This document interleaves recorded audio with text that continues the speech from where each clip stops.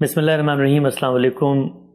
غامدی صاحب کے ساتھ ان 23 اعتراضات پہ ہم گفتگو کر رہے ہیں جو ان کی مذہبی فکر پہ بالعموم پیش کیے جاتے ہیں۔ اس سلسلے کی یہ 10ویں نشست ہے اور پردے کا موضوع زیر بحث ہے۔ جو لوگ اس موضوع سے دلچسپی رکھتے ہیں وہ اس سے پہلے کی اقساط کو بالترتیب دیکھیں کیونکہ اس میں بات آگے سے شروع ہو رہی ہے۔ ہم صاحب بہت شکریہ آپ کے وقت کا۔ ہم نے بہت تفصیل سے پردے کے اوپر بات کی، علماء کا استدلال کیا ہے، کیوں وہ آپ کے افکار پہ اس ضمن میں تنقید کرتے ہیں۔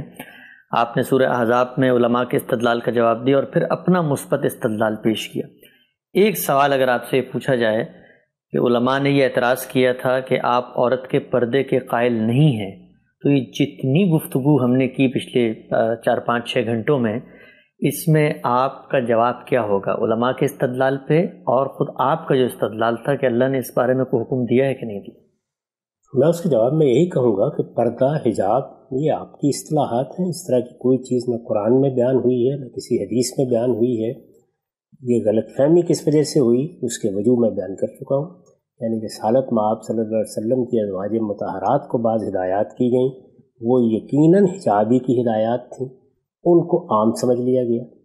اس زمانے میں ایک ایسی صورتحال پیش آ گئی جس میں مسلمان عورتوں سے بھی یہ تقاضا کیا گیا کہ وہ باہر نکلیں تو اپنی شناخت قائم کر لیں۔ اس میں چونکہ جلباب کا لفظ آ گیا تو یہ خیال ہوا کہ یہ کوئی پردے کا حکم ہے، درحال ہے کہ وہ شناخت قائم کرنے ہی کا حکم تھا۔ اس میں صاف الفاظ میں قرآن مجید نے یہ کہا تھا کہ یورفن فلا یوزین، تاکہ وہ پہچانی جائیں اور ان کو کوئی شخص اذیت نہ پہنچائے۔ اس کی ہم بہت وضاحت کر چکے اور یہ بتا چکے۔ جہاں تک سورہ نور کا تعلق ہے، میں نے یہ عرض کیا تھا کہ اس کے لیے صحیح تعبیر کیا ہے۔ صحیح تعبیر یہ ہے کہ مرد و زن کے اختلاط کے آداب بتائے جائیں۔ یعنی لوگ جب ایک دوسرے سے ملیں، گھروں میں جائیں، دفتروں میں جائیں، کام کی جگہوں پر جائیں، تو وہاں کن چیزوں کا لحاظ رکھیں۔ یہ بات یاد رکھیے کہ اگر تو یہ کہنا تھا کہ خواتین پردے میں چلی جائیں، نقاب اوڑھ لیں، برقع پہن لیں، ان سب چیزوں کی کوئی ضرورت ہی نہیں تھی اس کے بعد۔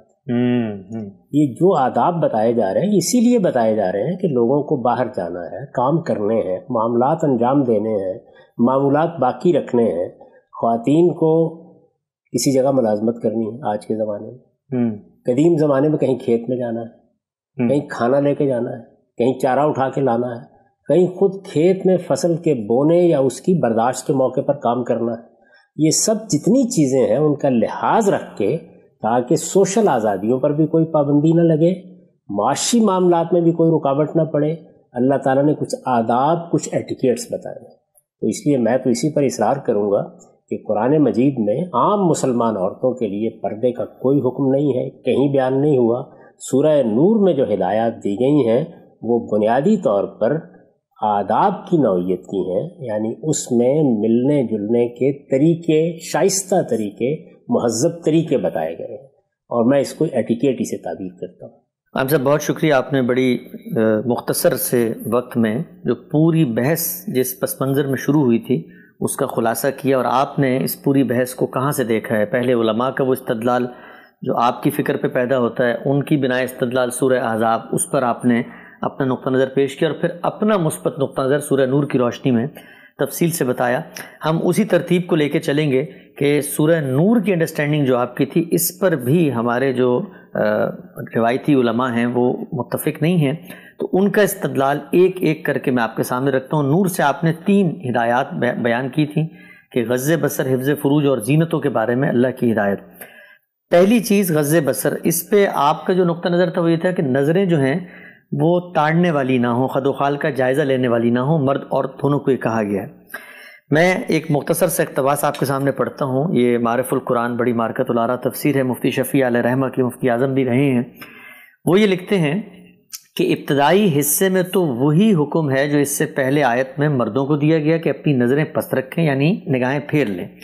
مردوں کے لیے حکم میں عورتیں بھی داخل تھیں، مگر ان کا ذکر علیحدہ تاکید کے لیے کیا گیا۔ اس سے معلوم ہوا کہ عورتوں کو اپنے محارم کے سوا کسی مرد کو دیکھنا حرام ہے۔ بہت سے علماء کا قول یہ ہے کہ غیر محرم مرد کو دیکھنا عورت کے لیے مطلقاً حرام ہے۔ یہ میں دوبارہ جملہ پڑھ دیتا ہوں۔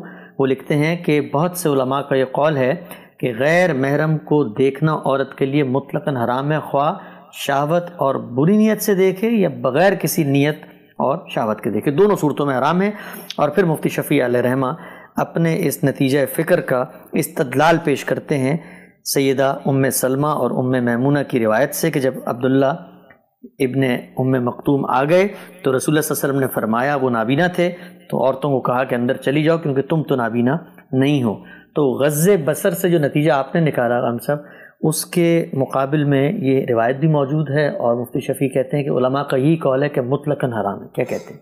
ہم اپنے علماء کی غائب درجہ عزت کرتے ہیں، لیکن جب وہ کوئی بات کہیں گے تو یہ دیکھیں گے نا اس کا استدلال کیا ہے۔ جی، یہاں ایک طرف قرآن مجید کی آیت ہے، دوسرے ایک حدیث بیان کی گئی ہے۔ جی، سب سے پہلے آیت کو دیکھیے، آیت میں جو الفاظ استعمال کیے گئے ہیں وہ کیا الفاظ ہیں؟ ان میں یہ کہا گیا کہ یغضوا من ابصارہن یا یغضضن من ابصارہن، جی، اسی سے غض بصر کی تعبیر اختیار کی گئی ہے۔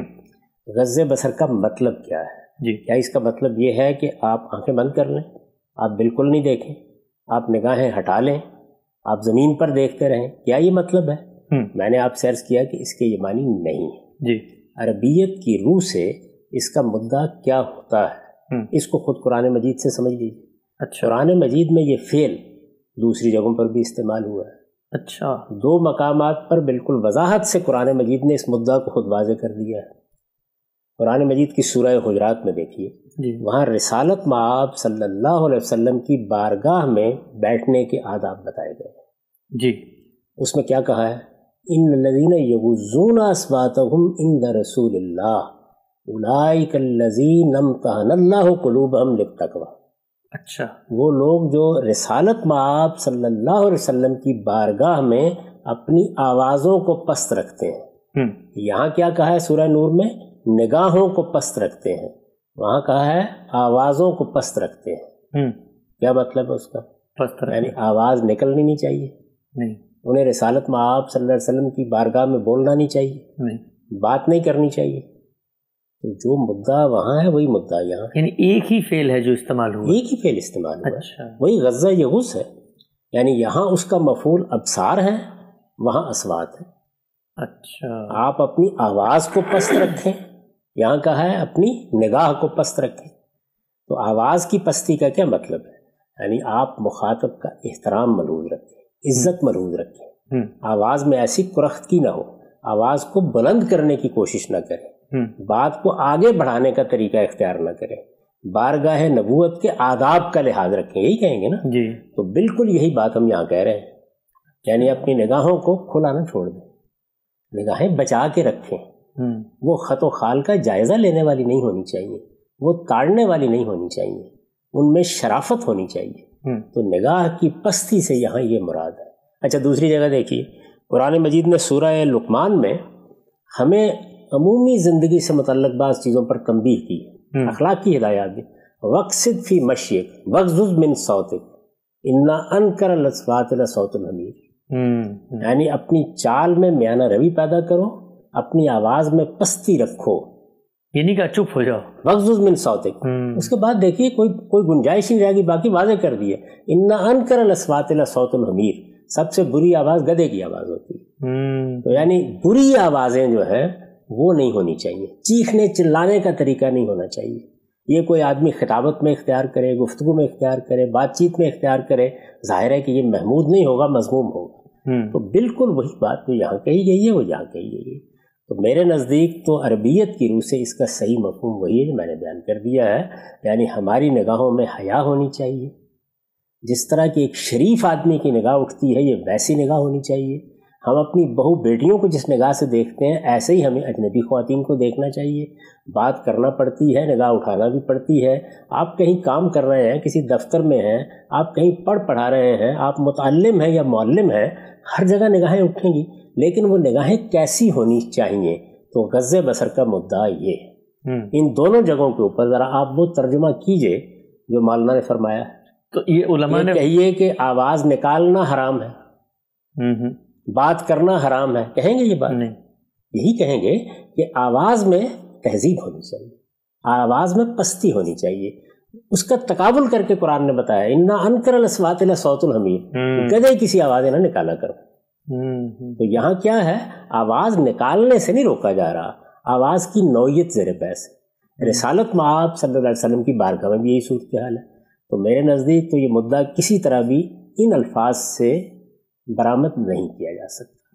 جہاں تک روایت کا تعلق ہے، آپ جانتے ہیں کہ ہم اس پر پہلے تبصرہ کر چکے ہیں. جی. یعنی پہلی چیز یہ کیا ہے؟ پہلی چیز یہ ہے کہ اگر روایت کو آپ مان لیجئے، برسبیل تنزل قبول کر لیجئے، تو روایت کا تعلق ازواج مطہرات سے. ان کے لیے تو ازواج مطہرات کے بارے میں ہم کہہ چکے کہ ان پر یہ پابندی عائد کی گئی تھی. ان کو گھر سے باہر بھی نہیں جانا تھا، ان کے ہاں اجنبی لوگوں کو بھی نہیں آنا تھا. ایک خاص دائرے سے باہر کے لوگوں کے ساتھ میل ملاقات ہی کو بند کر دیا گیا تھا. جی یہ ہم دیکھ چکے. اس میں اگر رسالت مآب صلی اللہ علیہ وسلم نے یہ فرمایا تو اس پر کوئی اعتراض وارد نہیں ہوتا، نہ کوئی استبعاد پیدا ہوتا ہے. لیکن میں بتا چکا آپ کو اس سے پہلے کہ روایت ضعیف ہے. اس وجہ سے جب روایت میں ضعف ہو تو رسالت مآب صلی اللہ علیہ وسلم کی نسبت سے اس کو بیان نہیں کرنا چاہیے. یعنی ہم یہ تو کہہ سکتے ہیں کہ یہ چیز قرآن مجید کے احکام سے یا فطرت کے مقتضیات سے واضح ہوتی ہے. یہی چونکہ روایت میں بیان ہوئی ہے یا کوئی اجتہادی مسئلہ ہے تو چلیے ضعیف روایت بھی پیش کر دیں، لیکن حضور کی نسبت سے اس کو پیش نہیں کرنا چاہیے. تو یہ باتیں میں اس سے پہلے عرض کر چکا ہوں. اس لیے میرے نزدیک ان دونوں باتوں میں کوئی وزن نہیں. ٹھیک. اچھا ہم صاحب یہ بتائیے کہ جو لکھا ہے اور یہ ایک نمائندہ رائے ہے، یہی ہمارے روایتی علماء پیش کرتے ہیں نور میں غض بصر سے جب وہ مراد لیتے ہیں، یہاں ہوا کیا ہے؟ یعنی ہم ان کی جگہ پر کھڑے ہو کر اگر سمجھیں کہ انہوں نے سورہ احزاب پہلے پڑھ لی ہے، یہ طے کر لیا ہے، اب وہ غض بصر کو دیکھ رہے ہیں تو یہ نتیجہ نکل رہا ہے، مطلب وہ کیوں یہ بات کر رہے ہیں؟ اس میں دیکھیے، یہ ہم اگر اس پس منظر میں جائیں گے تو بہت سی باتیں کہی جا سکتی ہیں، لیکن جو چیزیں متعین ہیں بس ان تک ہی بات کو محدود رکھنا چاہیے. ٹھیک. یعنی علم کی روایت ہمیشہ پیش نظر بھی رہنی چاہیے اور اہل علم کی عزت بھی کرنی چاہیے. ٹھیک. میرے نزدیک کسی قوم کی بڑی بدقسمتی ہوتی ہے کہ وہ اپنے ہاں علمی اختلافات کی بنیاد پر استخفاف یا استہزاء کا طریقہ اختیار کرتے ہیں. غلطی مجھے بھی لگ سکتی ہے، غلطی کسی دوسرے صاحب علم کو بھی لگ سکتی ہے. جی. صرف استدلال کی تردید تک محدود رہنا چاہیے. میں نے آپ سے عرض کیا نا کہ جب یہ بات عموم میں مانی جانے لگی کہ ازواج مطہرات کو یہاں نمونے کے طور پر پیش کیا گیا اور یہ رجحان آہستہ آہستہ متاخرین کے ہاں غلبہ پاتا چلا گیا، درا حالے کہ متقدمین کے ہاں آپ کو اس کے آثار ہی نہیں. دوسرے یہ کہ جو سورہ احزاب میں بڑی چادر اوڑھ کر باہر نکلنے کی بات کی گئی تھی اور جو ایک وقتی تدبیر تھی، ہم اس پر بہت بحث کر چکے، اس کا نتیجہ یہ نکال لیا گیا کہ یہ پردہ کرنے کا حکم ہے. تو اس سے ایک ذہنی تصویر تو بنتی ہے نا. جی. وہ ذہنی تصویر پھر بہت سی چیزوں کے بارے میں اس طرح کی شدت پیدا کر دیتی ہے. اگر آپ قرآن مجید کے الفاظ کو پکڑ کر چلیں، یعنی اللہ تعالیٰ بات کیا کر رہے ہیں، پھر قرآن مجید کے الفاظ سے جو مدعا معلوم ہوتا ہے، دیکھیں جملے کی تعریف اس کو قبول کر رہی ہے، پھر یہ دیکھیں سیاق و سباق میں یہ مدعا ٹھیک بیٹھ رہا ہے. جب وہ بالکل متعین ہو جائے پھر روایات کو دیکھیں کہ کیا ان میں کوئی بات کہی گئی ہے تو اس سے متعلق ہوتی ہے.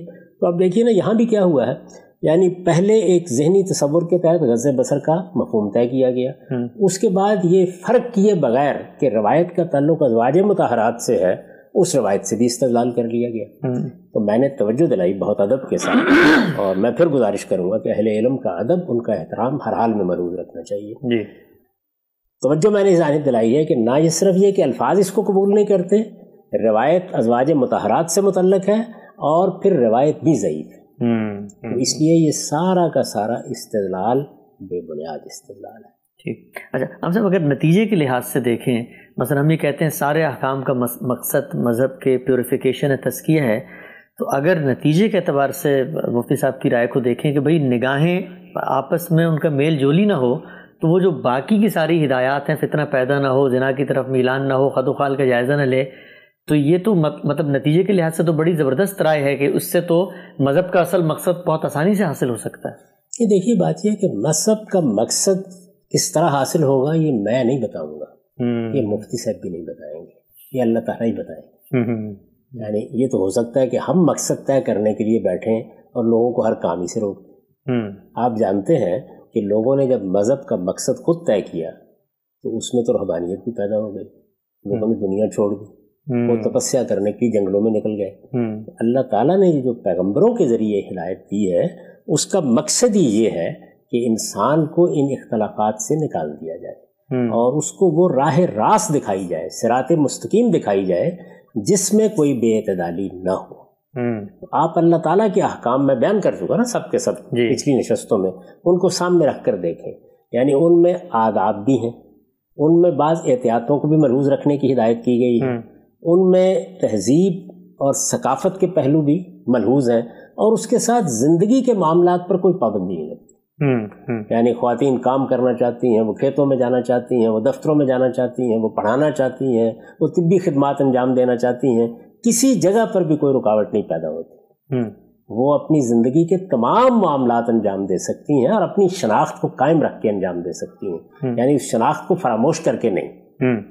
یہ چیز بھی حاصل ہوتی ہے اور وہ تہذیبی اقدار بھی قائم رہتی ہیں جو اللہ تعالیٰ چاہتے ہیں کہ قائم رکھیں. تو اللہ کے دین ہی سے پوچھنا چاہیے کہ وہ اپنے مقصد کو پیش نظر رکھ کر ہمیں کس چیز کا پابند کرتا ہے اور کتنا پابند کرتا ہے. اس میں اپنی طرف سے آپ پاؤں کو سیر نہیں بنا سکتے. ٹھیک. لیکن عام صاحب اگر کوئی کسی معاشرت میں ہمیں دیکھیں کہ نگاہیں آوارہ ہو رہی ہیں اور لوگوں کے اندر اس طریقے سے خد و خال کا جائزہ لینے کی ایک رسم پیدا ہو رہی ہے، فیشن کے وہ ٹرینڈز ہیں جن سے جنسی اعضاء نمایاں ہوتے ہیں، تو امکان ہے کہ نگاہوں کا میلان ہوگا خد و خال کا جائزہ لینے پر. تو کیا کوئی مجتہد، کوئی عالم غض بصر کی ہدایت کو سامنے رکھ کر یہ استدلال نہیں کر سکتا کہ اللہ نے تو کہا تھا جب دیکھو تو ایسی نگاہ نہ ہو، لیکن اب چونکہ دیکھنے سے چیز ہی پیدا ہو رہی ہے تو ہم سدن لے ذریعہ ایک پریکاشنی میجر کے طور پہ لوگوں کو کہتے ہیں کہ آپ دیکھیں ہی نہیں، بس نگاہیں شرمیلی کر کے نیچے جھکا کے رکھیں. تو یہ ساری ہدایات سد ذریعہ ہی کی ہدایات ہے. جب اللہ تعالیٰ کسی چیز کے بارے میں سد ذریعہ کے احکام دے دیں تو پھر آپ اس پر مزید احکام دیں گے تو یہ تو شریعت سازی ہو جائے گی. یہ اللہ تعالیٰ کے مقابلے میں قانون سازی ہو جائے گی. یعنی اگر تو اللہ تعالیٰ نے صرف یہ بات کہی ہوتی کہ تم بدکاری کے قریب نہ جاؤ. میں نے عرض کیا تھا نا کہ سورہ نور میں پس منظر یہ ہے جی، بدکاری کو سوسائٹی سے ختم کرنا یا روکنا یا اس کی حوصلہ شکنی کرنا پیش نظر ہے. اس کو ایک بڑا گناہ قرار دیا گیا، اس کی سزا بیان کی گئی، اس کے بعد تہمت کی سزا بھی بیان کر دی گئی. یہ پس منظر ہے جی. اگر بات اتنی ہوتی اور اللہ تعالیٰ نے خود سد ذریعہ کے طور پر یہ ہدایات نہ دی ہوتی اور علماء یہ کہتے کہ لوگوں کو بدکاری سے روکنے کے لیے، کیونکہ اللہ تعالیٰ کہتے ہیں کہ لا تقربوا الزنا، تم زنا کے قریب بھی نہ جاؤ، تو ہم یہ ہدایات ان کو دے رہے ہیں. لیکن وہ بھی اس اسلوب میں نہیں دی جا سکتی کہ یہ حرام ہے، یہ حلال ہے. اس میں یہ اسلوب اختیار کیا جاتا ہے کہ دیکھیے اللہ تعالیٰ نے آپ کو فلاں چیز سے روکا ہے، یہ چیز اس تک جانے کا ذریعہ بن سکتی ہے، اس میں احتیاط کیجیے. تو ہم جب اپنی کوئی رائے بیان کرتے ہیں یا اپنی طرف سے کوئی احتیاط تجویز کرتے ہیں، سجیسٹ کرتے ہیں، تو اس کو لب و لہجہ یہ ہونا چاہیے. اس کے لیے یہ الفاظ اختیار ہی نہیں کیے جا سکتے. یہ الفاظ تو اسی وقت اختیار کیے جائیں گے جب اللہ تعالیٰ اور اللہ کا پیغمبر کسی بات کے بارے میں ہدایت دے گا. ہمارا کام نہیں ہے کہ ہم اپنی طرف سے حلال اور حرام کے فتوے دیں. ہمیں بتانا پڑے گا کہ ہم جس چیز کو جائز قرار دے رہے ہیں اس کے لیے دین میں کیا استدلال ہے، جس کو ناجائز قرار دے رہے ہیں اس میں دین کے لیے کیا استدلال ہے. ٹھیک ہے. ہم سب آگے بڑھتے ہیں. سورہ نور کی جو دوسری ہدایت آپ نے بیان کی تھی وہ حفظ فروج سے متعلق تھی، اور اس میں ہم نے بہت تفصیل سے بات کی کہ حفظ فروج قرآن نے ایک اصطلاح استعمال کی، اس کو ہم الفاظ کو سامنے رکھ کے اپلائی کریں گے انسانی باڈی پہ، اور وہ کیا چیزیں ہیں جن کا چھپانا لازم ہے. پھر آپ نے بتایا تھا بہتر اور پھر بہترین. سوال یہ پوچھا جاتا ہے، اور ہمارے جو روایتی مذہبی علماء کا استدلال ہے وہ یہ کہ ہمارے فقہاء نے اس کے لیے جو اصول سامنے رکھا ہے وہ یہ ہے کہ چیزوں کو استثناء دے دیا ہے اور باقیوں کو ڈھانپنے کا حکم ہے. مثلا یہ بتا دیا کہ یہ چیزیں نہیں نظر آئیں گی، یہ چیزیں نظر آ سکتی ہیں لیکن باقی ڈھپی ہونی چاہیے. آپ نے جو چیز بتائی تھی قاعدہ کہ شرم گاہیں اور متصل اعضاء چھپائے جائیں گے، تو سوال یہ پیدا ہوا کہ جو مثلا عورت کی کمر ہے اس نے شرم گاہ بھی چھپا لی، اس نے سلیوز بھی پہن لی، لیکن اگر وہ پیچھے سے کمر کو ننگا چھوڑ کے چلتی ہے تو یہ لازم حکم ہے، تو پھر کمر شامل نہ ہوئی. نہیں، دیکھیے بات یہ ہے کہ ہم نے جو پہلا درجہ بیان کیا ہے یہی ہے کہ تمام متصل اعضاء چھپائے جائیں. تو کمر متصل اعضاء، بالکل، اس میں کیا شبہ ہے. اچھا، آپ پیچھے سے بھی دیکھتے ہیں، آپ آگے سے بھی دیکھتے ہیں. اچھا اچھا اچھا. یہ تو نہیں کہا جا سکتا کہ آپ کی شرمگاہیں آگے ہی ہیں، شرمگاہیں پیچھے بھی ہیں. اور یہ سینے کی شرمگاہ جو ہے اس کا تعلق جس طرح سے بازوؤں کے ساتھ ہے، جس طرح سے گریبان کے ساتھ ہے، اسی طرح آپ کی پشت کے ساتھ بھی ہے. تو یہ سارے حصے تو چھپائے جائیں گے لازماً، یہ ہم نے بیان کر دیا. اور یہ بات بھی واضح کر دی کہ اس کو چھپانے کے بعد آگے بڑھنا چاہیے. جی، ترغیب دینی چاہیے. اس کی ترغیب کا مقام بالکل اور ہوتا ہے. دین میں نے مثالیں دے کے واضح کیا تھا کہ ہر چیز نہ فرض ہوتی ہے نہ ہر چیز حرام ہوتی ہے. یعنی ایک چیز فرض کی جاتی ہے اور کچھ مستحبات کی ترغیب دی جاتی ہے. نماز فرض ہے، آپ نے 2 رکعت فجر پڑھنی ہے، اس کے بعد کیا ہے؟ اس کے بعد مستحبات ہے، نوافل ہے. آپ نے روزے رکھنے ہیں رمضان کے، اس کے بعد نوافل ہے. آپ نے ایک حج کر لیا، اس کے بعد نوافل ہے. بالکل اسی طریقے سے آپ کو یہ بتایا جاتا ہے کہ یہ کچھ تو آپ کو لازماً کرنا ہے. اس کا ہم نے اصول کیا بیان کیا تھا کہ چونکہ قرآن مجید نے حفظ فروج کے الفاظ استعمال کیے ہیں، محض یہ نہیں کہا کہ آپ اپنی شرمگاہ کو ڈھانپ لیں. اگر بات اتنی ہوتی تو پھر تو آپ شرمگاہ کو اسی طرح ڈھانپ لیتے جس طرح کہ اتفق یکسفان علیہ من برق الجنہ میں بیان ہوا ہے، تو بس مدعا پورا ہو جاتا. 2 پتے لٹکا لیتے. لیکن قرآن مجید نے حفظ فروج کہا تو ہم نے اس کے مضمرات کو کھول کر یہ بتایا کہ اس میں یہ پھر لازم ہوگا کہ شرمگاہوں کے متصل اعضاء کو بھی چھپایا جائے. یہ تو لازم ہوگا. اس کے بعد آپ آگے بڑھیں گے نا. یعنی آپ کو معلوم ہو گیا کہ آپ کا پروردگار کیا چاہتا ہے. تو جیسے یہ معلوم ہو جائے کہ پروردگار کیا چاہتا، نماز میں معلوم ہوا پروردگار عبادت چاہتا ہے، پرستش کے تعلق کا اظہار چاہتا ہے، تو اب ہم کیا کرتے ہیں؟ نوافل کی طرف جاتے ہیں. بالکل اسی طرح لباس پہ مستحبات کی طرف جانا چاہیے. تو اس کی دونوں سٹیجز میں نے واضح کر دی کہ آپ کو بتا دیا. ٹھیک. ہم سب یہ کہا جاتا ہے جب آپ یہ بات کرتے ہیں، آپ نے بڑی تفصیل سے بتایا بھی، اس پر اعتراض یہ کیا جاتا ہے کہ مان لیا چلیں یہ لازم ہے، لیکن لازم پر جتنا زور دیا جاتا ہے، جتنی تفصیل سے بتایا کہ یہ چیزیں چھپی ہونی چاہیے، جو مستحبات یا مطلوب ہیں اس کے اوپر بھی تو غامدی صاحب کو اسی تفصیل سے گفتگو کرنی چاہیے. یعنی لوگ یہ پوچھتے ہیں کہ یہ تو بتا دیں گے غامدی صاحب کہ بھائی فقہا نے اگر اس کو لازم کیا ہے تو میرے نزدیک لازم یہ ہے، اس سے زیادہ لازم نہیں ہے. لیکن دوپٹہ اوڑھنا چاہیے، بہتر کی طرف جانا چاہیے، اس میں حیا کے تقاضے پیدا ہوتے ہیں. اس کی ترغیب روزمرہ کی گفتگوؤں میں، پروگرامز میں، ان محافل میں جہاں وہ بیٹھتے ہیں، نہ لوگوں میں اس کا اثر نظر آتا ہے. دونوں سوالوں کا جواب دیجیے گا ہم صاحب کہ آپ کے جو ٹی وی پہ پروگرام آتے ہیں، لوگ یہ پوچھتے ہیں کہ اتنا عرصہ ہو گیا عورتیں غامدی صاحب کے ساتھ بیٹھی ہوئی ہیں، تو وہ بیٹھنے کے بعد، ان کی گفتگو سننے کے بعد نتیجے کے طور پہ وہ بہترین کیوں نہیں آیا؟ دوپٹوں کے بغیر مخلوط نشستیں ہو رہی ہوتی ہیں، تو کیوں نہیں روکتے ان کو غامدی صاحب کہ ان کو کہیں بھی تو آپ بہتر لباس پہن کے آئے میرے پاس؟ اور دوسرا یہ کہ خود کیوں نہیں ترغیب دیتے؟ کبھی کبھی لکھا بتایا کہ جی دوپٹے بڑی اچھی چیز ہیں، بس وہ لازم پر بہت تفصیل سے بحث ہوتی ہے، باقی بہترین کہہ کے نکل جایا جاتا ہے. دیکھیے اس میں 3 چیزیں ملحوظ رکھیے. ایک تو یہ چیز ہے کہ جب دین کی کوئی غلط تعبیر ہو جائے تو پہلے مرحلے میں تو اس کی اصلاح کی ضرورت ہوتی ہے. اچھا. یعنی چونکہ یہ بات طے کر دی گئی کہ خواتین کے لیے کوئی پردہ لازم کیا گیا ہے، وہ باہر نکل نہیں سکتی ہیں، ان کا دائرہ عمل ان کا گھر ہے، وہ اگر باہر نکل کے کسی دفتر میں جاتی ہیں یا کہیں کسی طبی خدمت کو انجام دیتی ہیں یا پڑھانے کی کو خدمت انجام دیتی ہیں، تو اصلاً وہ اپنے دائرہ عمل سے باہر قدم رکھ رہی ہیں. اور ان کو اپنے پورے جسم کو ڈھانپ کر رکھنا چاہیے، بلکہ دستانے بھی پہننا تو زیادہ موضوع ہو جائے گا. اب ظاہر ہے کہ یہ چیز چونکہ دین میں کوئی بنیاد نہیں رکھتی، تو پہلا مرحلہ تو یہ تھا کہ اس کو واضح کیا جائے، تو زیادہ تر گفتگو اس پر ہو جاتی ہے. اچھا. اس کے بعد دوسری چیز کیا ہے؟ دوسری چیز یہ ہے کہ اگر کوئی خاتون دین کی طرف رغبت اختیار کر لیتی ہے اور وہ آپ سے پوچھتی ہے کہ اب مجھے آگے بڑھنا ہے، تو نوافل اس وقت زیر بحث آیا کرتے ہیں. اچھا، پہلے تو اس کو لازم کروانا ہے. میں آپ سے عرض کروں کہ اس میں ایک بہت دلچسپ واقعہ ہوا. جی. آپ جانتے ہیں کہ ایک بڑی شہرت یافتہ کھلاڑی ہیں ثانیہ مرزا. جی. ان کے لباس کا معاملہ ہندوستان میں زیر بحث آ گیا. جی. تو ہندوستان کے ایک جلیل القدر عالم مولانا وحید الدین صاحب سے پوچھا گیا اس معاملے میں کہ آپ کیا کہیں گے؟ تو انہوں نے کہا کہ مجھ سے تو یہ ثانیہ مرزا نے سوال نہیں کیا، آپ کو کیا تکلیف ہے اس میں؟ تو جب کوئی خاتون آپ سے پوچھتی ہے اور 10 خواتین مجھ سے پوچھتی ہیں تو میں ان کو یہ ساری باتیں بتاتا ہوں. اچھا. یہ دین کی دعوت یا دین کا پیغام پہنچانے کا یہ طریقہ نہیں ہوتا کہ آپ ہر جگہ لٹ لے کے کھڑے ہو جائیں. یعنی کچھ مواقع وہ ہوتے ہیں جہاں صرف لوگوں کو یہ بتانا مقصود ہوتا ہے کہ دین کے جس حکم سے جیسے کہ وہ بتایا گیا ہے وہ الجھن محسوس کر رہے ہیں، تو دین کا حکم اس طرح نہیں ہے، وہاں یہ ایجوکیشن ہے. اب جب انہیں معلوم ہو گیا کہ دین کچھ آداب بتاتا ہے، اور یہ جو آداب میں نے اب بیان کیے ہیں یہ میں نے 10 مرتبہ واضح کیے ہیں، اب ذرا زیادہ تفصیل کے ساتھ بیان کیا ہے، اس وقت بالاجمال بیان کیا ہے. پھر اس کا نتیجہ کیا ہے؟ اس کا نتیجہ یہ ہے کہ لوگوں میں کیا رغبت پیدا ہوئی. وہ جو لوگوں میں رغبت پیدا ہوتی ہے وہ ہمیشہ انفرادی ملاقات یا انفرادی استفسار کی صورت اختیار کرتی ہے. یعنی ایک شخص نے آپ سے نماز کے بارے میں کچھ سنا اور نماز کے بعد سننے کے بعد اس نے آپ سے پوچھا کہ کہ اچھا یہ بتائیے اس سے پہلے تو نماز میں کوتاہی ہوتی تھی تو میں فجر کی نماز سے شروع کر لوں، اب کیا میں 2 نمازیں پڑھ لیا کروں، کیا میں 3 نمازیں پڑھ لوں، اچھا ہر نماز کے لیے وضو کرنا پڑے گا. تو اب گویا تعلیم تربیت کا مرحلہ شروع ہوتا ہے. یہ بلکہ میں باقی اہل علم سے بھی کہوں گا کہ انہیں معاشرے میں داروغہ بن کے نہیں رہنا چاہیے. وہ دین کی شائستہ اور مہذب طریقے سے وضاحت کریں. آپ سے کوئی پوچھنے کے لیے آئے تو پھر اس کو بتائیں، ایک پہلو. دوسرا یہ ہے کہ مختلف مجالس میں خواتین آتی ہیں جی، آپ پہلے مرحلے میں ان سے یہ کہیں گے کہ آئندہ آپ کو آنا ہے تو ان حدود کی آپ پابندی کر کے آئیں.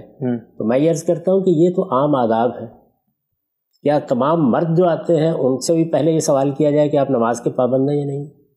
وہ تو فرائض میں سے اچھا اگر فرض کر لیجئے کسی کے نزدیک داڑھی رکھنا ضروری ہے تو اسے پوچھنا چاہیے پہلے کہ آپ نے پورے ناپ کی داڑھی نہیں رکھی تو میری مجلس میں کیوں بیٹھے ہوئے ہیں؟ کیا واقعتاً ہمارے علماء یہی کرتے ہیں؟ یعنی یہ سارا معاملہ خواتین ہی سے متعلق کیوں ہو جاتا ہے؟ تو میں اس کو دعوت اور تبلیغ کے معاملے میں ایک غلط رویہ سمجھتا ہوں. اچھا آپ کو اپنی بات کرنی ہے، اپنی بات کہنی ہے. یہ اللہ کے احکام ہے، وہ آپ نے بیان کر دیے. ان کی حقیقت کیا ہے، وہ کہاں بیان ہوئے ہیں، ان کا استدلال کیا ہے، ان کے پیچھے کیا چیزیں ہیں جن کو اللہ تعالیٰ نے حکمت کے طور پر ملحوظ رکھا ہے، وہ سب آپ بیان کر دیں.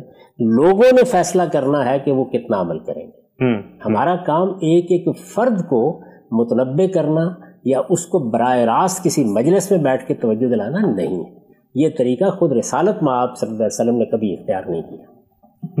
اللہ تعالیٰ نے بھی یہاں یہ دیکھیے کہ جب یہ ہدایات دی ہیں تو ظاہر ہے کہ معاشرہ ہے نا، وہاں کچھ صحابیات ہیں، صحابہ کرام ہیں، انہیں کو مخاطب کیا ہے، لیکن ہدایات بیان کر دی ہیں، کسی فرد کو موضوع نہیں بنایا. تو کسی فرد کو کبھی موضوع نہیں بنانا چاہیے. آپ نماز پر گفتگو کر رہے ہوں اور آپ یہ کہیں کہ اچھا یہاں تو 4 لوگ بیٹھے ہوئے، ہم جانتے ہیں کہ وہ نماز نہیں پڑھتے. ہمارا کام یہ ہے کہ ہم اللہ تعالیٰ کا دین بتائیں. یہ نہیں ہے کہ ہم داروغے بن کے ان کے پیچھے پڑ جائیں. ہاں جب کوئی شخص آپ سے آگے بڑھ کے پوچھتا ہے، پہلے مرحلے میں آپ وہی بتائیں گے. عامت الناس کو فرض نمازی کی تعلیم دینی چاہیے، مستحبات کی تعلیم دینے کی کوئی ضرورت نہیں ہے. وہ آپ نے بیان کر دیے. کسی موقع کے اوپر اصولی بحث تھی، وہاں اس کو واضح کر دیا. فرد آپ کے پاس آئے گا، یہ کہے گا اب میں نے نماز پڑھنا شروع کر دی ہے، میں اب فرض نماز کا پابند ہو گیا ہوں. اب اسے آپ بتائیے کہ اگر اللہ توفیق دے تو مستحبات کا بھی، نوافل کا بھی اہتمام کرو، اس لیے کہ درجات اسی سے بلند ہوتے ہیں. اسی سے تم بہتر سے بہتر جگہ اللہ کے فردوس میں حاصل کرنے میں کامیاب ہوگے. جہاں تک اس چیز کا تعلق ہے کہ خواتین کو یہ بتایا جائے کہ ایک مسلمان خاتون کی حیثیت سے انہیں اس بہترین لباس کی طرف جانا چاہیے. دیکھیے میری جو کتاب مقامات ہے اس میں ایک مضمون موجود ہے سر کی اوڑھنی کے عنوان سے. اچھا آپ اگر پسند فرمائیں تو میں اس کو نکال کے سنا دیتا ہوں. آپ خود دیکھ لیجئے کہ اس میں نے کیا بات کس اسلوب میں کس طریقے سے کہی ہے. اس سے اندازہ ہو جائے گا کہ میرا طریقہ اس معاملے میں ہمیشہ سے کیا رہا ہے اور میں اس طرح کی بات اگر کرتا ہوں تو کس اسلوب میں کرتا ہوں. یعنی صرف یہ نہیں ہے کہ نفی کر دی جائے کہ بھئی یہ لازم نہیں ہے دین کا، لیکن وہ جو بہترین صورت ہے وہ پھر ساتھ بیان ہوتی ہے. اس مضمون کا عنوان بہت مختصر ہے. یہ کب لکھا غام صاحب؟ میں آپ کو پڑھ کے سنا دیتا ہوں، 2008 کا ہے. اچھا اس کا عنوان ہے سر کی اوڑھنی. اچھا اللہ تعالیٰ کی ہدایت ہے کہ مسلمان عورتیں اپنے ہاتھ پاؤں اور چہرے کے سوا جسم کے کسی حصے کی زیبائش زیورات وغیرہ اجنبی مردوں کے سامنے نہیں کھولیں گی. اچھا قرآن نے اسے لازم ٹھہرایا ہے. اس پر ہم گفتگو کر چکے ہیں. جی سر پر دوپٹہ یا اسکارف اوڑھ کر باہر نکلنے کی روایت اسی سے قائم ہوئی. اچھا اللہ تعالیٰ نے جب زیب و زینت کیا ہو تو اس میں یہ کہا کہ ہاتھ پاؤں اور چہرے کے سوا یا ظاہری لباس کے سوا باقی جسم کو ڈھانپ کر رکھو، تو اسی سے یہ روایت قائم ہو گئی. سر پر دوپٹہ یا اسکارف اوڑھ کر باہر نکلنے کی روایت اسی سے قائم ہوئی ہے اور اب اسلامی تہذیب کا حصہ بن چکی ہے. آپ جانتے ہیں کہ میں جب اسلامی تہذیب کا لفظ استعمال کرتا ہوں تو اس سے مراد مسلمانوں کی تہذیب نہیں ہوتی. یعنی وہ تہذیب جو دین کے احکام کے لازمی نتیجے کے طور پر پیدا ہونا شروع ہو جاتی ہے. عورتوں نے زیورات نہ پہنے ہوں اور بناؤ سنگار نہ بھی کیا ہو تو وہ اس کا اہتمام کرتی رہی ہے. اچھا یہ رویہ بھی قرآن ہی کے اشارات سے پیدا ہوا ہے. اللہ تعالیٰ نے فرمایا ہے کہ دوپٹے سے سینہ اور گریبان ڈھانپ کر رکھنے کا حکم ان بوڑھیوں کے لیے نہیں ہے جو نکاح کی امید نہیں رکھتی ہیں. ٹھیک ہے، شریعت بیان ہو گئی. بشرطے کہ وہ زینت کی نمائش کرنے والی نہ ہو۔ یہ قرآن مجید میں بیان ہوا۔ ہم نے سورہ نور میں جو آگے جا کر مستثنیات بیان ہوئے ہیں یا سوالات کا جواب دیا ہے اس میں اس پہ بحث کی۔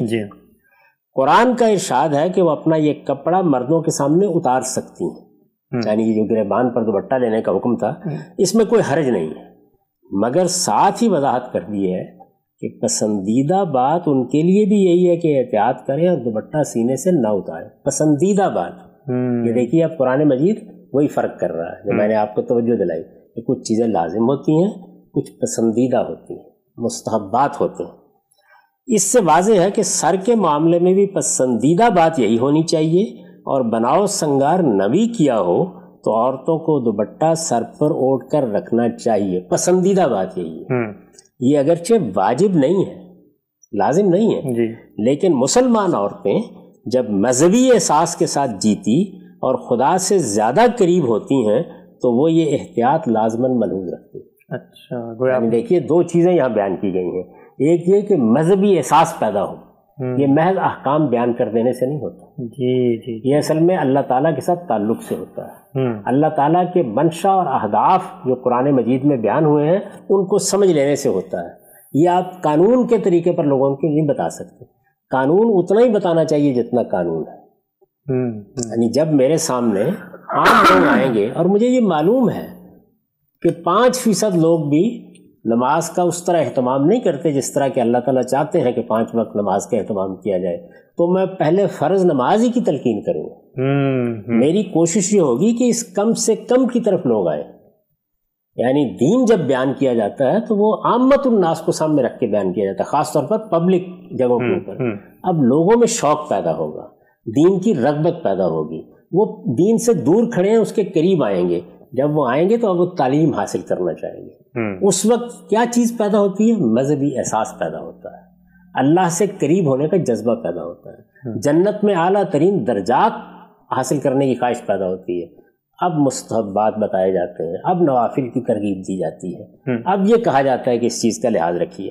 لیکن مسلمان عورتیں جب مذہبی احساس کے ساتھ جیتی اور خدا سے زیادہ قریب ہوتی ہیں تو وہ یہ احتیاط لازماً ملحوظ رکھتی ہیں اور کبھی پسند نہیں کرتی کہ کھلے سر اور کھلے بالوں کے ساتھ اجنبی مردوں کے سامنے۔ اچھا، یہ آپ نے لکھا ہے؟ یہ میں نے لکھا۔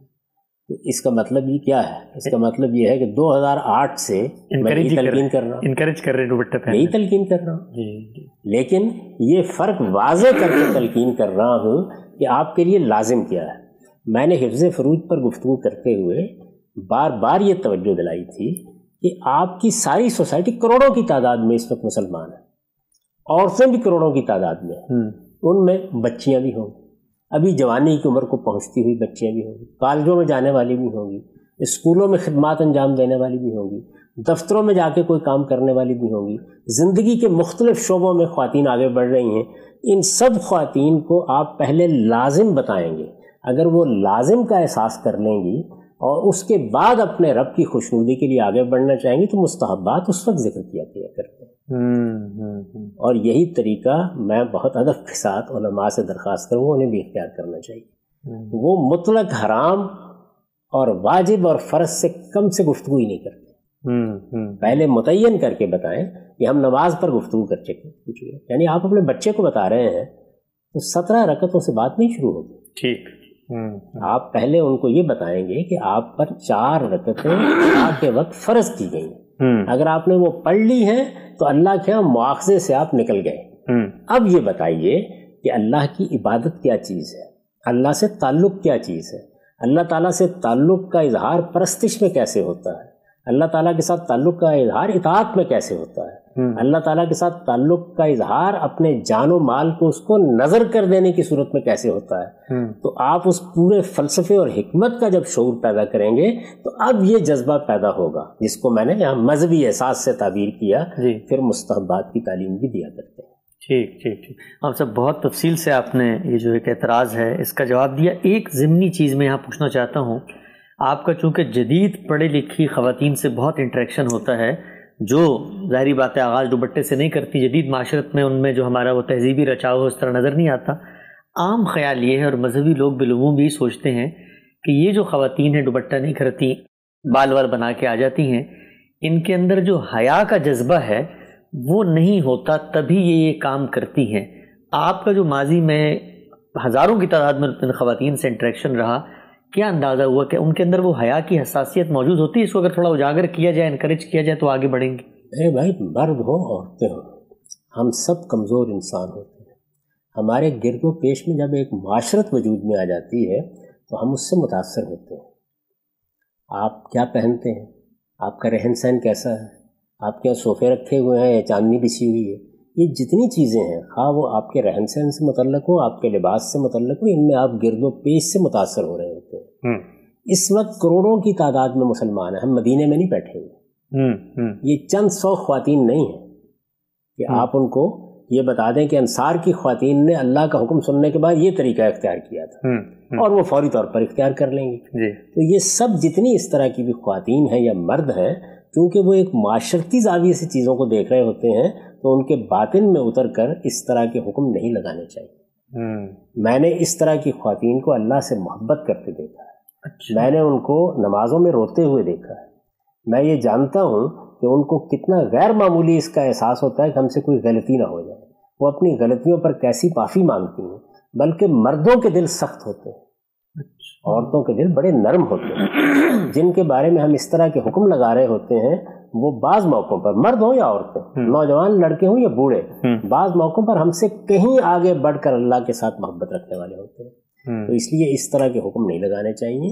آپ کا کام یہ ہے نہیں کہ آپ قاضی بن کر ان کے اوپر فتوے عائد کریں، آپ اسی جگہ سے بات شروع کریں کہ پروردگار یہ چاہتے ہیں کہ مسلمانوں کے معاشرے کے اندر برے میلانات پیدا نہ ہوں، جنسی انارکی پیدا نہ ہو۔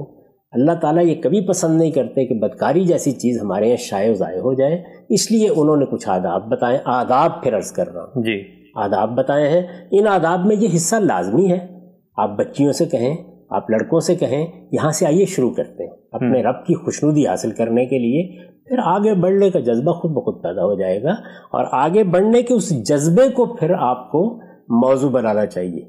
یعنی اللہ سے محبت پیدا ہوگی تو اس کا اظہار ان صورتوں میں ہوگا جن میں ہم چاہتے ہیں کہ اس کا اظہار ہو۔ اللہ سے محبت موجود نہیں ہے اور آپ قانون کے عصا سے لوگوں کو ہانکنے کی کوشش کریں گے تو ہو سکتا ہے کہ آپ کے ڈر سے کوئی بات مان لیں، اور آج کا زمانہ چونکہ آزادی کا ہے، زیادہ امکان یہ ہے کہ وہ بھی نہیں مانیں گے، آپ کے مقابلے میں کھڑے ہو جائیں۔ ٹھیک، ہم سب اگلا جو ہمارے پاس نقطہ نظر آپ نے بیان کیا تھا سورہ نور میں، جو اللہ کی ہدایت تھی وہ یہ تھی کہ زینت کے مواقعوں پہ، اس وقت زینت کی بھی ہو اس وقت آپ نے کچھ چیزوں کو نہیں دکھانا۔ آپ نے بتایا تھا کہ ہاتھ پیر چہرہ اس سے مستثنیٰ ہے۔ میں چاہتا ہوں کہ جو اس وقت کا پریولنٹ روایتی نقطہ نظر ہے اس کا استدلال آپ کے سامنے رکھوں۔ میرے سامنے تفسیر ہے تفہیم القرآن مولانا سید ابو العلا مودودی صاحب کی، وہ اس آیت پر کیا کہتے ہیں اور آپ کا جو استدلال تھا اس کے جواب میں یا اس کے مقابل میں ان کا استدلال کیا، اور پھر اس پہ ہم آپ سے رائے لیں گے۔ وہ یہ لکھتے ہیں کہ اس آیت کے مفہوم کو تفسیروں کے مختلف بیانات نے اچھا خاصا مبہم بنا دیا ہے، ورنہ بجائے خود یہ بات بالکل واضح ہے۔ پہلے فقرے میں ارشاد ہوا تھا کہ لا یبدین زینتہن، وہ اپنی آرائش و زیبائش کو ظاہر نہ کرے، اور دوسرے فقرے میں الا بول کر اس حکم نہیں سے جس چیز کو استثناء کیا گیا ہے وہ ہے ما ظاہر منہا، جو کچھ اس آرائش و زیبائش میں ظاہر ہو یا ظاہر ہو جائے۔ اس سے صاف مطلب یہ معلوم ہوتا ہے کہ عورتوں کو خود اس کا اظہار اور اس کی نمائش نہ کرنی چاہیے، البتہ جو آپ سے آپ ظاہر ہو جائے، جیسے چادر کا ہوا میں اڑ جانا اور کسی زینت کا کھل جانا، یا جو آپ سے آپ ظاہر ہو جیسے وہ چادر جو کپڑوں کے اوپر اوڑھی جاتی ہے، کیونکہ بہرحال اس کا چھپانا تو ممکن نہیں ہے عورت کے جسم پر ہونے کی وجہ سے۔ بہرحال وہ بھی اپنے اندر ایک کشش رکھتی ہے، اس پر خدا کی طرف سے کوئی مواخذہ نہیں ہے، گویا یہ استثناء اس چادر کے بارے میں دیا گیا ہے۔ مولانا آگے لکھتے ہیں یہی مطلب اس آیت کا حضرت عبداللہ بن مسعود، حسن بصری، ابن سیرین، ابراہیم نخعی نے بیان کیا ہے۔ اور پھر مولانا لکھتے ہیں کہ اس کے برعکس بعض لوگوں نے جو نقطہ نظر اپنایا ہے وہ یہ ہے کہ ما ظاہر منہا سے مراد یہ ہے کہ ما یظہر الانسان علی عادت الجاریہ، جسے عادتاً انسان ظاہر کرتا ہے، اور پھر اس میں منہ اور ہاتھوں کو ان تمام آرائشوں سمیت شامل کر دیا ہے. یعنی ان کے نزدیک جائز ہے کہ عورت اپنے منہ پر مسی، سرما، پاؤڈر، سرخی لگائے، اپنے ہاتھوں کو انگوٹھی، چھلے اور چوڑیوں اور کنگن وغیرہ سے آراستہ کر کے لوگوں کے سامنے کھولے پھرے. یہ مطلب ابن عباس اور ان کے شاگردوں سے مروی ہے. فقہائے حنفیہ کے اچھے خاصے گروہ نے اسے قبول کر لیا ہے. انہوں نے احکام القرآن جساس کا حوالہ دیا ہے. پھر مولانا لکھتے ہیں لیکن ہم یہ سمجھنے سے بالکل قاصر ہیں کہ ما ظاہرہ کے معنی ما یظہرو عربی زبان میں کس قاعدے سے ہو سکتے ہیں. ظاہر ہونے اور ظاہر کرنے میں کھلا فرق ہے، اور ہم دیکھتے ہیں کہ قرآن صریح طور پر ظاہر کرنے سے روک کر ظاہر ہونے کے معاملے میں رخصت دے رہا ہے. اس رخصت کو ظاہر کرنے کی حد تک وسیع کرنا قرآن کے بھی خلاف ہے اور ان روایات کے بھی کہ جن سے ثابت ہوتا ہے کہ عہد نبوی میں حکم حجاب آ جانے کے بعد عورتیں کھلے منہ نہیں پھرتی تھیں، اور حکم حجاب میں منہ کا پردہ شامل تھا، اور احرام کے سوا باقی تمام صورتوں میں نقاب کو عورتوں کے لباس کا ایک جز بنا دیا گیا تھا. معذرت کے ساتھ غام صاحب میں نے دراز نفسی سے کام لیا، پورا اقتباس پڑھ دیا. 4 چیزیں ہیں مولانا کے استدلال میں چاہوں گا ایک ایک کر کے اس پر آئیں. الا ما ظہر منہا، اس میں آپ نے جو ترجمہ کیا اور مولانا کا جو استدلال ہے اس کو کیسے دیکھتے ہیں؟ اس سے بھی ذرا پیچھے چلے جائیے. پہلے میں نے یہ عرض کیا تھا کہ زینت کا مطلب کیا ہے. اس معاملے میں بھی 2 رائے ہو گئے. آپ امام راضی کی تفسیر اٹھائیے، اس میں اچھی خاصی بحث انہوں نے کر ڈالی ہے کہ یہ زینت جس کو آپ کہتے ہیں اس میں انسان کے خلقی حسن کو بھی شامل سمجھنا چاہیے. یعنی زینت صرف زیورات نہیں ہے، ملبوسات نہیں ہے، بناؤ سنگار نہیں ہے، بلکہ حسن بھی زینت ہے. جی تو 2 آراء ہو گئے. جی اب ظاہر ہے کہ جب کسی معاملے میں 2 آراء سامنے آ جائیں گی تو آپ استدلال کا جائزہ لیں گے. ایسا اگر ہو کہ سب کے سب لوگ ایک ہی رائے رکھتے ہوں پہلے دن سے جی تو پھر تو بحث کی ضرورت نہیں رہتی. ٹھیک، زیادہ تر بات واضح ہوتی ہے. اگر آپ اس سے اختلاف کر رہے ہوں تو نوعیت بھی ذرا مختلف ہو جاتی ہے. جی لیکن یہاں ایک نقطہ نظر یہ ہوا اور دوسرا نقطہ نظر اہل علم کا یہ تھا کہ نہیں، زینت سے یہ مراد نہیں. جی عربی زبان میں زینت کا مطلب وہ چیزیں ہوا کرتا ہے جن سے انسان اپنے آپ کو بناتا سنوارتا ہے. میں نے اس پر تفصیل سے بحث کرتی تھی. جی اب یہ 2 چیزوں میں اختلاف ہو گیا. جی قرآن مجید کی روشنی میں اور عربی ادب کی روشنی میں دیکھنا پڑے گا نا کہ زینت کا مطلب کیا ہے. جی تو میں آپ سے عرض کرتا ہوں کہ آپ عربی زبان کا کوئی لغت اٹھا لیجیے، وہ بالکل واضح طور پر یہ بتائے گا کہ زینت کا مطلب ہے ما یتزین بہ. اچھا، یعنی وہ چیزیں جن سے ہم اپنے آپ کو بناتے سنوارتے ہیں. ما تزینت بہ المرأة، وہ چیزیں جن سے عورتیں اپنے آپ کو بناتی سنوارتی ہیں. مولانا سید ابو اللہ صاحب مودودی ہمارے اس زمانے میں پردے کے بڑے حامیوں میں سے. جی یہ آپ کو معلوم ہے کہ ان کی کتاب پردہ ایک زمانے میں بہت شہرت پا چکی. جی یہ بھی معلوم ہے کہ پردے کے معاملے میں ان کا موقف ہمارے روایتی علماء سے کہیں زیادہ سخت ہے. اسی موقف کو ہمارے بزرگ ڈاکٹر اسرار احمد صاحب بیان فرمایا کرتے ہیں. جی یہ معلوم ہے. جی ان کے لیے یہ بڑا اچھا موقع تھا کہ وہ زینت میں حسن کو شامل کر دیتے. یہ تھا نا. جی اب میں آپ سے عرض کرتا ہوں کہ یہ اتنی کمزور بات تھی کہ زینت میں حسن شامل ہے کہ مولانا سید ابو اللہ صاحب مودودی بھی اس کے لیے تیار نہیں ہوئے. تو آپ دیکھیے، میں آپ کو تفہیم القرآن کا وہ نوٹ سناتا ہوں جس میں انہوں نے زینت کا مطلب بیان کیا ہے. جی لکھتے ہیں بناؤ سنگار ہم نے زینت کا ترجمہ کیا ہے جس کے لیے دوسرا لفظ آرائش بھی ہے. اس کا اطلاق 3 چیزوں پر ہوتا ہے: خوشنما کپڑے، زیور اور سر، منہ، ہاتھ، پاؤں وغیرہ کی مختلف آرائشیں جو بالعموم عورتیں دنیا میں کرتی ہیں، جن کے لیے موجودہ زمانے میں میک اپ لفظ بولا جاتا ہے. اچھا، یعنی اسی حسن اور جمال کے معنی میں نہیں لیا. میں کہتا ہوں اس کا ذکر بھی کرنا پسند نہیں کیا، اس لیے کہ وہ اتنی کمزور بات ہے کہ کوئی شخص اس پر بحث کرنا بھی موضوع نہیں سمجھے گا. امام راضی کی تفسیر میں آپ نکالیے اور ان کی بحث پڑھیے، وہ خالص منطقی بحث ہے. اور ہمارے ہاں بعض اوقات ذہنی تصورات کے تحت اس طرح کی منطقیت کا غلبہ ہو جاتا ہے. عربی زبان میں ہے قرآن مجید. قرآن کا اصرار ہے کہ وہ باللسان عربی مبین نازل ہوا ہے. تو قرآن مجید میں زینت کا لفظ یہیں تو استعمال نہیں ہوا, اور جگہوں پر استعمال ہوا ہے. ہر جگہ دیکھ لیجیے اسی مفہوم میں. اچھا پھر صرف اتنا ہی نہیں ہے, قرآن مجید کو جب حسن اور جمال کا ذکر کرنا تھا تو وہاں کیا اس نے زینت کا لفظ استعمال کیا؟ نہیں. سورہ احزاب میں رسالت مآب صلی اللہ علیہ وسلم کو یہ بتایا گیا ہے کہ یہ جو سب معاملات ہوئے ہیں ان کا ہم بڑا تفصیلی ذکر کر چکے ہیں. اس کے بعد آپ نہ اپنی ازواج کو طلاق دے سکتے ہیں, نہ ان کی جگہ کوئی دوسری بیوی لا سکتے ہیں. یہ بات جہاں کہی ہے تو وہاں جانتے ہیں کیا الفاظ ہے؟ وَلَوْ أَعْجَبَكَ حُسْنُهُنَّ. اچھا, حسن کا لفظ اختیار کیا. حسن کا لفظ, اگرچہ کسی خاتون کا, کسی عورت کا حسن آپ کو کتنا ہی پرکشش کیوں نہ محسوس ہو, یعنی یہ نہیں کہا وَلَوْ أَعْجَبَتْكَ زِينَتُهُنَّ, وَلَوْ أَعْجَبَكَ حُسْنُهُنَّ, یہی لفظ اختیار کیا. جانوروں کو لوگ باہر لے کے نکلتے ہیں, دیہاتی زندگی میں ان میں بڑا حسن ہوتا ہے, ایک منظر پیدا ہو جاتا ہے, تو وہاں پر بھی فیہ جمال کا لفظ استعمال کیا. رسالت مآب صلی اللہ علیہ وسلم نے روایتوں میں دیکھ لیجیے, پورا عربی زبان کا ذخیرہ آپ اٹھا لیں. قرآن مجید خود عربی زبان کا ماخذ ہے, کلام عرب سارا پڑھ ڈالیے. اسی طرح عربی لغت دیکھ لیجیے. ارے اہل لغت کیا کرتے ہیں, وہ جو متواتر مفاہیم ہوتے ہیں یا اخبار احاد سے ہم تک پہنچتے ہیں ان کو ثبت کر دیتے ہیں, وہ ریکارڈ کر لیتے ہیں اس کو. تو آپ دیکھ لیجیے, یعنی زینت میں جمال کو لغت کے لحاظ سے شامل ہی نہیں کیا جا سکتا. ٹھیک ٹھیک ٹھیک ٹھیک. چنانچہ مولانا سید ابو اللہ صاحب مودودی نے بھی, اگرچہ ان کا نقطہ نظر اسی نوعیت کا ہے, یعنی وہ چاہتے ہیں کہ ہر چیز چھپا لی جائے, لیکن یہ بات یہاں نہیں کہی. تو اس لیے پہلی بات تو یہ سمجھ لیجئے کہ جب یہ کہا کہ وَلَا يُبْدِينَ زِينَتُهُنَّ, تو زینت سے مراد بہرحال یہی ہے.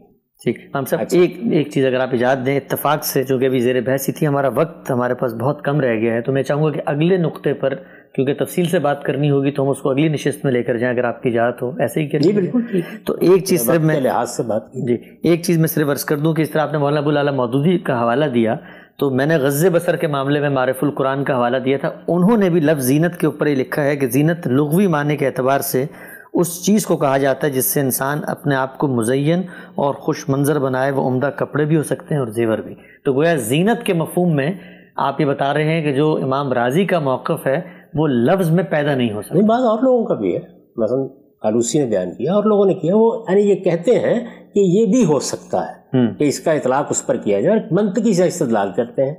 تو جب کبھی اختلاف پیدا ہو جائے گا کسی مدعا کو سمجھنے میں, تو ہم استدلال ہی کریں گے نا. تو اس لیے میں نے عرض کیا کہ یہاں دو ہی بڑی بحثیں ہیں. ایک یہ کہ زینت کا کیا مطلب ہے, اور دوسرے یہ کہ الا ما ظہر منہا سے کیا مراد ہے. دو ہی بحثیں ہیں نا. تو زینت سے متعلق واضح ہو جائیے کہ اس سے مراد حسن و جمال نہیں ہے.